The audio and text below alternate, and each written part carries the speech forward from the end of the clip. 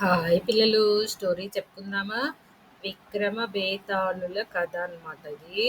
ఒకరోజు శివపార్వతులు కైలాస పర్వతం పైన మంచిగా కూర్చొని మాట్లాడుకుంటున్నారన్నమాట. అప్పుడు పార్వతీదేవి భర్తను అడిగింది, ప్రభు, ఎవరికీ తెలియని కొన్ని కథలు నాకు చెప్పండి అని అడిగిందనమాట. అప్పుడు శివుడు సంతోషించి రాత్రంతా చాలా కథలు చెప్పాడనమాట. ఆ సమయంలో అక్కడికి ఒక బ్రాహ్మణుడు వచ్చాడు, పూజ చేసుకునేందుకు వచ్చాడనమాట. ఆలయంలోకి వచ్చి ఒక మూలన దాక్కొని శివుడు చెప్పిన కథలన్నీ వినేశాడు.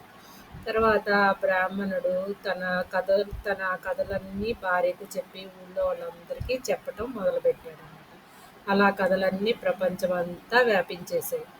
ఒకరోజు పార్వతీదేవి శివుణ్ణి అడిగింది, మీరు చెప్పిన కథలన్నీ నాకు ఎవరికీ తెలియవని చెప్పారు కదా, కానీ ఇప్పుడు అందరికీ తెలిసిపోయాయి, మీరు అబద్ధం చెప్పారు అని అంది. అది విని శివుడికి కోపం వచ్చింది. దానికి కారణం ఆ బ్రాహ్మణుడే కదా.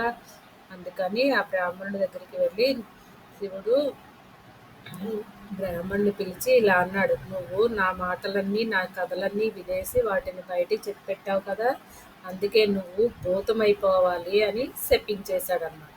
ఆ బ్రాహ్మణుడు వణుకుతూ వేడుకున్నాడు, ప్రభు, నన్ను క్షమించండి, నేను భూతంగా జీవించలేను, మళ్ళీ మనిషినయ్యి మార్గం చూపండి అన్నాడు.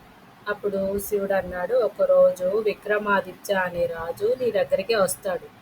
ఒక ఋషి కోరిక తీర్చడానికి అతను వస్తాడు. అప్పుడు నువ్వు అతనికి కథలు చెప్పాలి, ప్రశ్నలు అడగాలి. అతను వాటికి సమాధానాలు చెప్పిన తర్వాత నువ్వు మళ్ళీ నీ అసలు రూపంలోకి వస్తావు అని చెప్పాడు శివుడు. అది విని బ్రాహ్మణుడు కొంత అసంతృప్తిగా ఉన్నా సరే అని ఆ తర్వాత అతను ఒక భూతమై ఒక చెట్టు కింద నివసించసాగాడనమాట. Thank you friends, subscribe please.